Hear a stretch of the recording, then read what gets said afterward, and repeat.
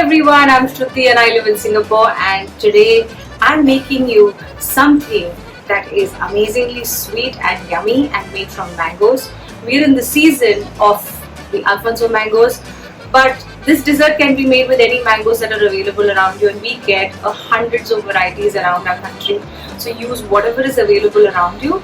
But first, let's get cooking. In 1 teaspoon of ghee, I'm just roasting a few dry fruits. I've taken here about 30 cashew nuts and 15 to 20 almonds. I'm going to dry roast them on medium-low flame until they are a little light brown.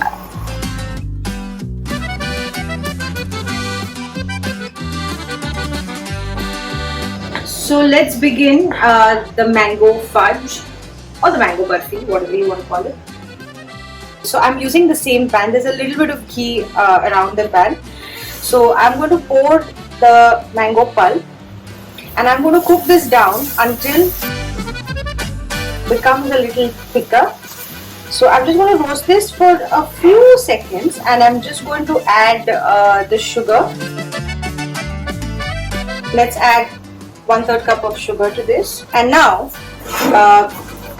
just medium-low flame, I'm going to cook this down until this pulp cooks down well and becomes a little thick to handle.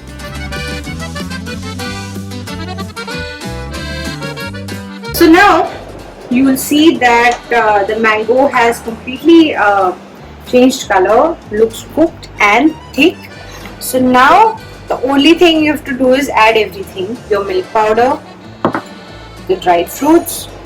So if you don't have coconut or desiccated coconut, just increase the amount of badam and kaju powder. And I'm using a fresh coconut, so I'm not taking a lot. So I'm literally taking a 1/4 cup of freshly grated coconut. So now I'm going to mix this well until it starts leaving the sides of my pan, and this will take me about 5 to 10 minutes more. I've kept the flame medium low. So you can see now it started leaving the sides of the pan thoda sa, but thoda और 2 minute रुकने के बाद you can maybe switch it off.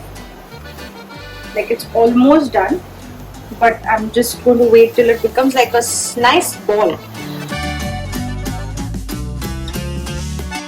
Now I'm going to add the ealaichi powder, and it has this is 1/4 teaspoon of ealaichi powder. It has left all the sides of the pan, as you can see, and the fragrance is absolutely amazing. And I've switched on the gas. I'm just stirring this in the residual heat of the pan. What I have done here is I've lined a tray. I have a baking tray. I mean, if you have that Barfi wala tray, which is that aluminium one, more than welcome to use. Use anything that suits you. What I'm going to do is I'm just going to quickly chop up these pistachios.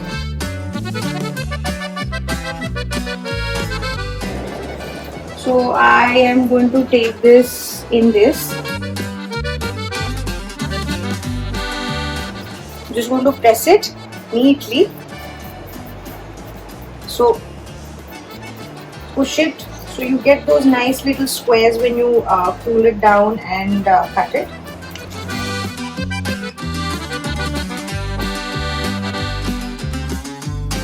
So now I want to garnish this with the overdose of pistachios that I cut. I'm just going to set it out at room temperature.